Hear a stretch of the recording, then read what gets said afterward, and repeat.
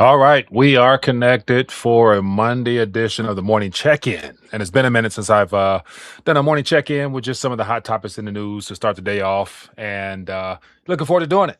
And so, another day, another dollar, another ounce that can be had because gold and silver continues to seesaw. But then again, what's at stake. So, want to just share my 2 cents on maybe I think three or four primary subject matters. The potential second oil price surge.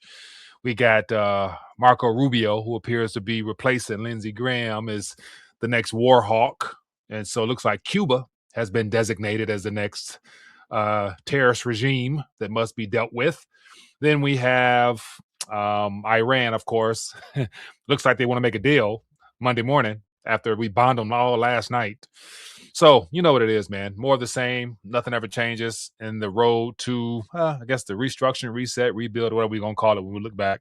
But anyway, just want to connect, man. Hope everyone is doing well. Happy Monday to everybody. Let me know what you're keeping your eyes on, and we can definitely have a good and productive connection. So I actually was. Before I begin, I'll go through some charts, graphs, stats, filter through the noise, typical things. And so, looking at it's been a minute since I've done the late night live stream. So, working on try to bring the calling portion back in.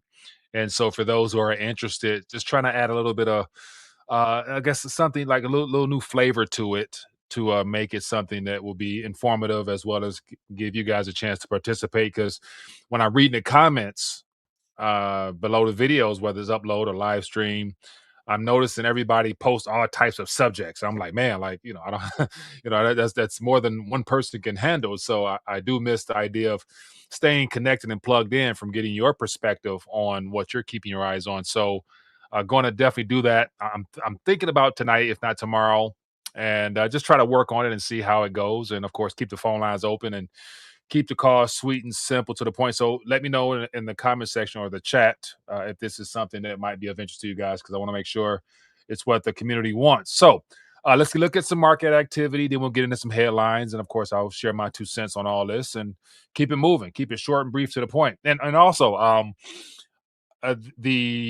put in the community tabs the opportunity for. Let me bring on the screen here now to remember the opportunity for the commemorative.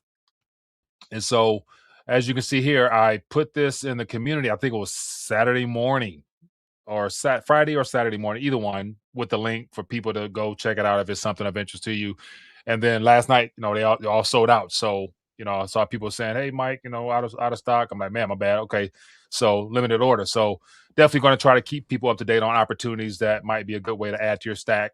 For those who are more on the collecting side and like different types of artistic designs, so you can do that. So definitely check that out as I post more. And so today I did post another one for my people who enjoy copper. And so if you are a copper enthusiast and like the opportunity to diversify your stack and appreciate the artistic side of things, so here's another commemorative 250th opportunity from I guess, somewhat of a unique designer.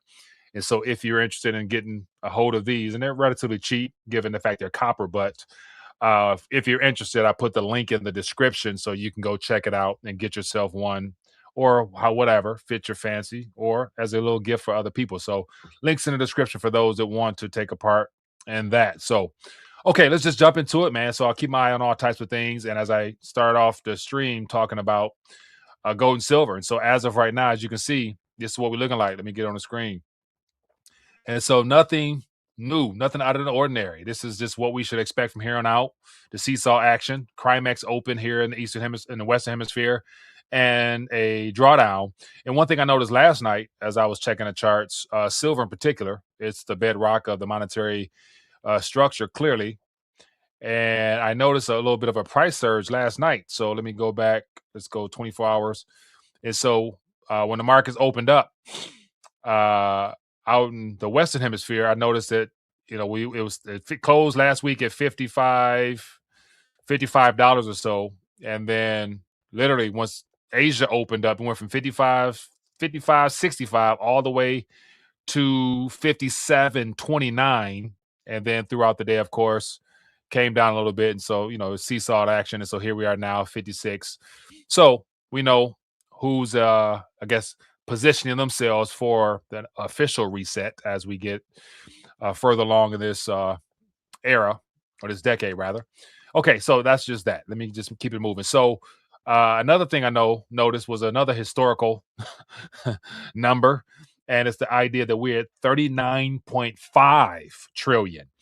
And so outside of what we're being told and sold as propaganda about how great things are, one thing that continues to chug along is this number here. And I was trying to figure out a way to articulate it in a way where it makes sense. And ultimately, the greater the debt as a result of the higher the creation of currency, i.e., M2, the faster the erosion of purchasing power. So as M2 goes up, the basement goes down. We're caught in between. So what do I mean by that? Let me give you another graph. And so as much as this administration and every other administration wants to harp on how great things are, if you look at what matters most, which ultimately boils down to your purchasing power, this is another chart that doesn't stop, can't stop. And so literally over the last year, as we can see here, this thing is just steadily climbing up. And so literally from the beginning of the Trump administration, it was 22.4 trillion M2, money supply and circulation. And then now as of to date, as of May, it's 23. So literally over a trillion plus added within a year, and nothing has happened. This is been no outright reason to expand the monetary base other than the fact that that's just how this thing operates. So that is another way of looking at things. Okay, so subject matter first at hand. Let's just look at what we're being told from the mainstream media, because once again, it's all predicated on the stock market being up or down. That's how this administration gauges wealth. So it says S&P and NASDAQ are higher to start the week as U.S. oil wavers, chip makers rise. And so I saw a post from who was it? It was another commentator. I can't think of his name. What's the dude's name? Anyway, but he's talking about oil prices and the historical lows that we're at as far as our reserves, and the idea that we are officially now in full-fledged war, even though in typical fashion, previous years, from my understanding, especially during the war on terror era of the, everything that was done under previous administrations, like every time a bomb dropped of some kind, we were bombarded on Fox, CNN, and everybody else with, day-to-day play-by-play action, as if like that was what they wanted us to focus on. But now, it's either the AI or some type of distraction is what the Foxes, CNN, and CSBNC focus on primarily. And of course, Bitcoin, they got to throw that in there. And so we're not even being bombarded with the war stuff. And we had an all right onslaught last night of just bombing everything in Iran, and crickets from the media here is like, wow, like they don't want us to talk about that, because in typical fashion, when we're at war, everything else rips. And there's a outright need for some type of stimulus, but it looks like might be able to chug along and them drop bombs and not, break anything on the back end. Because once again, everything about this era and timing of things is unique because of all the different facets of distractions. And it's getting harder and harder to navigate these disturbing waters, but I'll do the best I can. So, give you a little bit of what's going on here. It says S&P NASDAQ rose on Monday as oil prices fluctuated in response to the latest bout of military exchanges between the U.S. and Iran. Chip makers also traded higher to give U.S. equity markets a boost. It says the market index advances 0.5%, while the tech-heavy NASDAQ traded 0.8% higher. It says U.S. completed its ninth consecutive day of strikes on Iran overnight, but investor sentiment improved by mid-morning in London after Iranian Foreign Ministry spokesman Ismail Bizzi lifted hopes of a diplomatic settlement. And so here's the narrative. The Foreign Ministry of Iran says something about it not looking hopeful for some type of, settlement of this diplomatic issue that they're having. But then when the markets open here early morning, we get news reports like this. Iran wants to negotiate. Rubio says Tehran sending signals amid U.S. strikes. And so, as I mentioned to start this off, Marco Rubio is the new frontman for the military industrial complex. He's been designated as the primary person that will always have something to spew in reference to hope for market's sake. But then again, behind the scenes, the puppet that will put pressure on foreign regimes. I've been hearing the word regime more than I've ever wanted to hear. But Marco Rubio, our Secretary of State, once again, yeah, these people, boy. But it says Secretary Rubio has said Washington is receiving indications. And so, as much as I don't enjoy talking about the questionable intel that our government gives the American public, you have to take all this as an outright joke, because all the intel that we've received for much of my adulthood years have proven to be false, inaccurate, or crafted for the sake of promoting an agenda. Hence the idea of what I'm about to share with you in reference to Cuba and the intel and the information we're being sold. It's all about laying the framework and laying the beginning steps from a PR standpoint to sell to the public, so that people realize the follow-up of what they're going to do, of how we always have to go liberate everybody. But then again, the American public in general is, we need to be liberated too from the same people who are causing the problems, which happens to be, unfortunately, our government and the private interests that they answer to. Anyway, but it says receiving indications through multiple channels that Iran wants to negotiate. So through multiple channels is supposed to make it seem like, okay, this is credible information because it's not coming from just one source. It says they want to negotiate even as divisions within the country leadership appear to be widening. So we're supposed to believe that right now Iran is in shambles. You know, they're arguing amongst each other. They don't know who's calling the shots and da da da da da da. Okay, whatever. But once again, propaganda sold to the American public, because the American public, outside of their day-to-day lives, don't really give a damn. They just, everything's fine. Currency spends, I'm good. Okay, sure. So that is what it is. But back to this little bit of news brief here.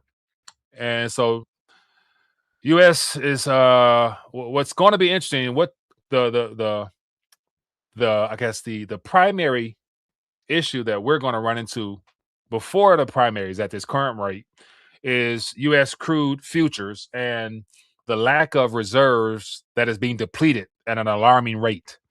And so while all of this stuff is taking place, deal, no deal, whatever, oil is not readily flowing, and the price at which it is flowing, the U.S. is not purchasing to replenish what is being lost, and that is going to come back to bite us in the butt sooner than we are going to be able to to deal with the problem.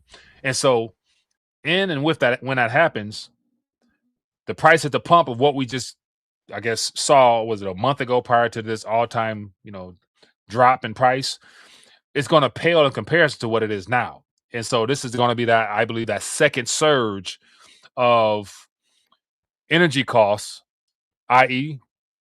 WTI and Brent, followed by the price that we're going to pay at the pump. But in the middle of all this, we're going to have the oil companies that are the mediators / the front line of bringing oil out of the ground around the world. Would be Exxon, Chevron, you name it. They're going to make uber profits.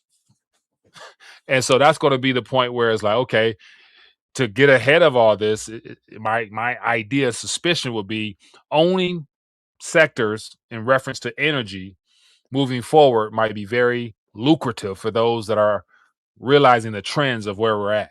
And so that's just something for those that are paying attention. But to give you a little bit some here, because I'm going to give you some graphs next and everything, and just kind of lay a framework for what's happening this morning from a different perspective. Says, that said, U.S. crude futures were last little change at around 82 per barrel, reversing an earlier gain. It says international benchmark Brent also eased from levels seen overnight, trading up marginally at near $88. It says investors still don't think Trump has the tolerance for a material escalation of the U.S. Force posture in the Middle East. It says, and if that's the case, then some type of diplomatic resolution is inevitable. And that's where I think they're completely off.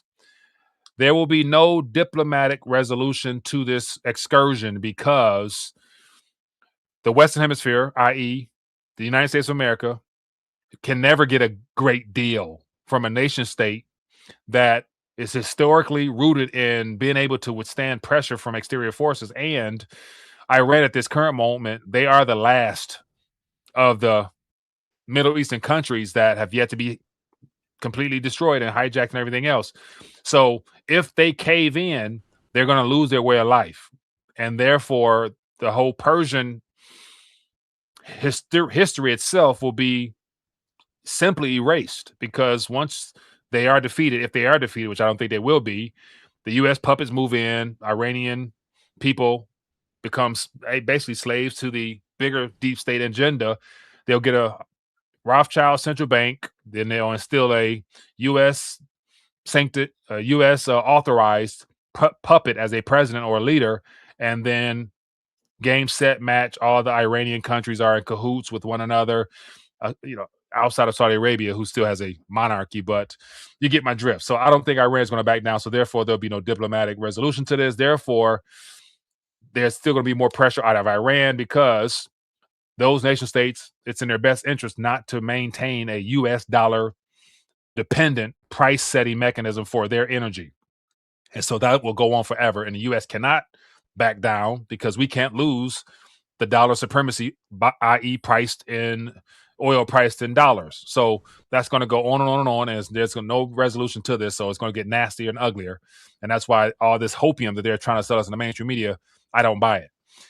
Okay, so back to the story matter of oil prices, because this is where things are going to get interesting. So we got the last CPI figures based upon, lower energy costs. Energy came down because of the memorandum of understanding, whatever. We just heard that that's done for. There's, obviously information saying that, who's going to negotiate a deal when I'm being bombarded? When I'm being attacked, you think I'm going to come to the table and do a deal? No. So this is what we're looking at. This is literally the last 3 months. So from that all-time high, we got these bogus CPI figures saying that in June, energy costs were so low. Okay, cool. Now we're back at it now. Bombs are dropping. And unfortunately, American lives have been lost. Just 2 American soldiers, I think I heard 23 years old and 19 years old, if I'm not mistaken. I'll play that in a moment. Has lost their lives in the Middle East trying to defend the U.S. dollar supremacy, disguised as, freeing the Iranian people or whatever they're trying to sell it as. But as you can see here, this is where it's going to get interesting. This is that potential second wave of a price surge. And what happens next will be, how long can they contain this below 90-ish? And so from a bottom of 71 on July 1st to a 20-day high of $16 or so. What is that? $16. So we went from $71 to 87. So about $16 or so. And now it's coming over now.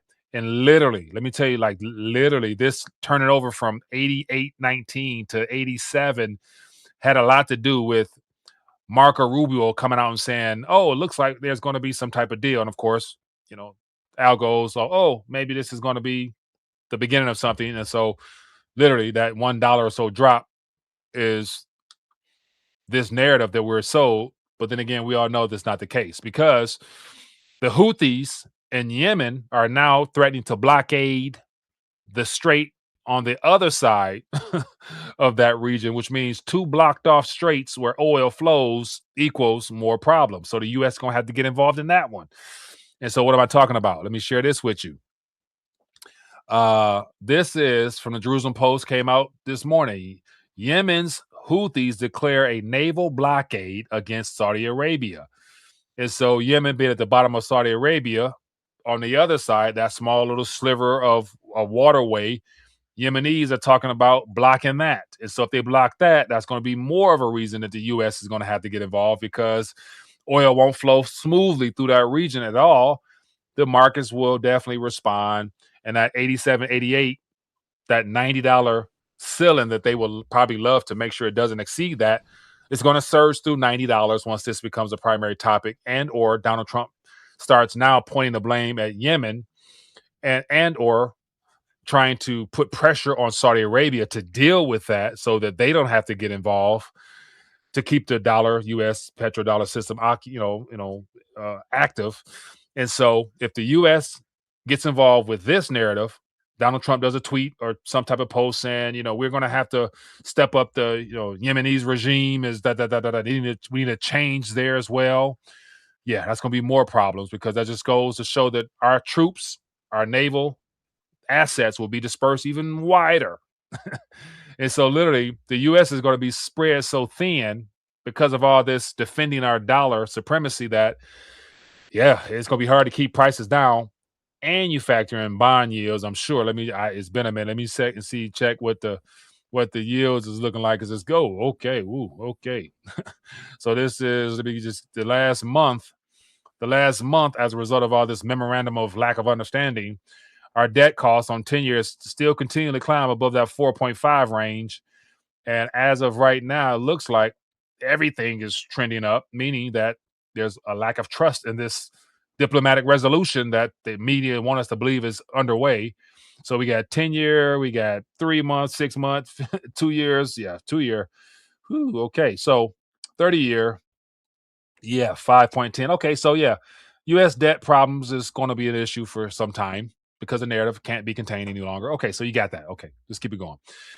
So outside of that, uh, Iran situation is going to get worse. Therefore, oil prices, once we get past that 90, I can see it definitely trending back up towards 100. And then it's going to require a new narrative, a new agenda, and then we'll go from there. Okay.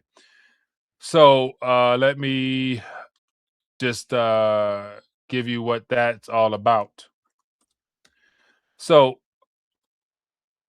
let me get myself together here. Okay. So once it goes beyond 90, be on the lookout. New narrative, new shift, more tweeting from the president saying what he's going to do, spreading our forces farther and longer and wider. Okay. So I told you about this. Now, outside of that, this is the next line of issue. And so it looks like we're going to have to put some naval assets on Cuba.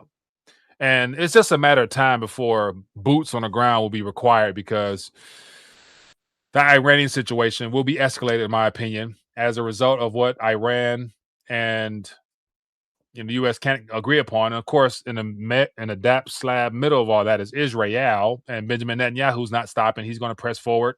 He has an agenda as well, and the U.S. will back them at all costs. So it's something's going to happen where Israel is going to act a fool like they do always, and the U.S. will be forced to up the scale. But they're literally, I believe, the goal with this Iranian situation is to keep things steady, keep pressure on Iran, and allow Israel to continue to expand their borders with what they're doing north and as well as south of their country, and to get through midterms or the primaries. I'm sorry, to get to primaries. That's the ultimate goal. So literally, this president needs 5 months to try to convince the people that things are changing for the better. Economy is great. Everything's good. It's only going to get better once we fill in the blank. And then once we get through this primaries, if he gets what he wants as far as having House and a Senate, all Republican led, man, he about to act a fool. We about to see some things that, man, like all in the name of making America great again is what it's going to boil down to. But I wouldn't, yeah, I don't have a optimistic viewpoint on the results of his latter part of his presidency, put it like that. Okay, but back to the subject matter because I'm a little bit everywhere. Okay, Cuba. All eyes on Cuba. And so it says here we have a document that came out from the State Department. The State Department, Peter Hegseth, if I'm not mistaken, he's the Department of War. Yeah, okay. So it says State Department report: Cuba foments far left extremism, runs spy rings in the U.S. So literally, we got all this great intelligence, and all of a sudden, on July 20th, 2026, they are just telling the American public that Cuba's far left extremism has become a problem within the U.S. because they got spy rings, and they're literally like, a couple miles off the coast, close to Florida. Like, why is Cuba such a big threat? Other than the fact of the location, their collaboration, their partnerships, and the fact Cuba has not been officially ransacked and had a regime change, i.e., a Rothschild bank implemented and a U.S. authorized puppet placed as their leader. That's those two primary reasons. And so give an idea what's going on here, because it's just a matter of time before boots or assets will be surrounding that island, and they're going to go in and sweep out the Castro family. Yeah, the Castro family, just like they did, Maduro in the middle of the night. They're going to send some type of ultrasonic weapon to blind everybody, and they're gonna capture Castro. They're gonna bring him back in handcuffs and have him in New York. And so Castro, it's either you give up, you sell out, take a buyout, and make it look pretty, make it look like you got invaded, and give them what they want, or you're gonna lose your life. That's unfortunate. But the State Department is publishing a report Monday accusing Cuba of fomenting left-wing extremism. So literally, this report of left-wing extremism, like whoop-de-doo, in the United States, and building a sophisticated espionage and influence network focused on penetrating and undermining U.S. interests. Look at that. They just inventing new ways to authorize a cause. Sophisticated espionage and influence network focused on penetrating and undermining U.S. interests. Okay. The report finds that for nearly 7 decades, the Cuban regime has played an indispensable role in nearly every notable far-left insurgency, revolution, and militant movement across and beyond the Western Hemisphere. So literally, our government is blaming Cuba for 70 years of socialistic behavior, and even just spreading the idea of socialism, fascism, or whatever ism they want to paint them as having done, and how it's impacted the Western Hemisphere. So the fact that the Cubans are loyal to Fidel Castro and the movement that took place there to protect themselves from the Western Hemisphere, now the Western Hemisphere is saying that the Cuban regime has basically made socialism a model that needs to be stopped. It's kind of what I'm reading at. So I'll let you go finish that if you want. Okay, whoop-de-doo. It is what it is. This is the next, so there'll be some boots on the ground and stuff like that. Okay, so let me give you a little bit more because it doesn't stop there.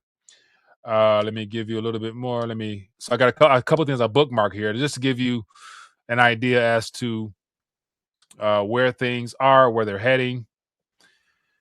Okay. I'm gonna share with you just another little post, some things I bookmarked from YouTube, not YouTube, but from X. So this is just a report. So actually, it's a full-fledged. You can download it here.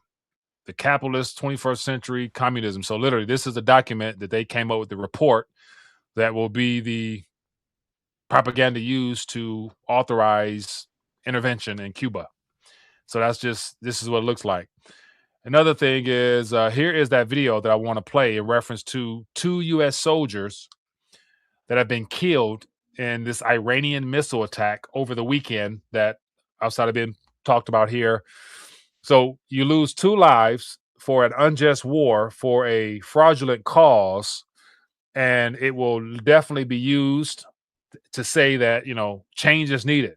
We've lost too many lives. Any life lost on their side and our side is an unjust life lost, especially when the cause of all this is suspect. But let me just give you a little bit of what's being said here, and then we will move right along. Of 2 active duty soldiers who were killed in Operation Inherent Resolve.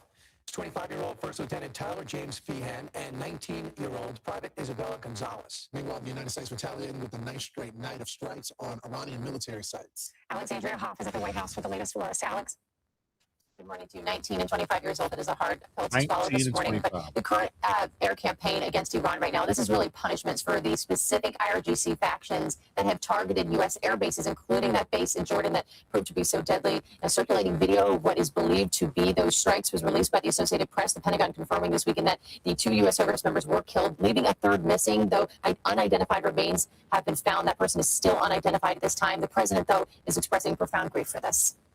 Well, we feel very badly, but those great people, those great patriots were out there fighting that Iran did not have a nuclear weapon. So we hit them very hard again tonight, and we did that in honor. This guy, those patriots out there were fighting that Iran can't have a nuclear weapon. Like, those guys are out there, trying to serve their country according to what they believe to be true, and more than likely just were they're young, 19, 25, it says. So they're literally out there just trying to get a paycheck and the benefits that come with working for the government and everything else. So that's just my perspective. But let me know yours, because I'm not even going to finish playing that, because once again, it doesn't set well. Okay.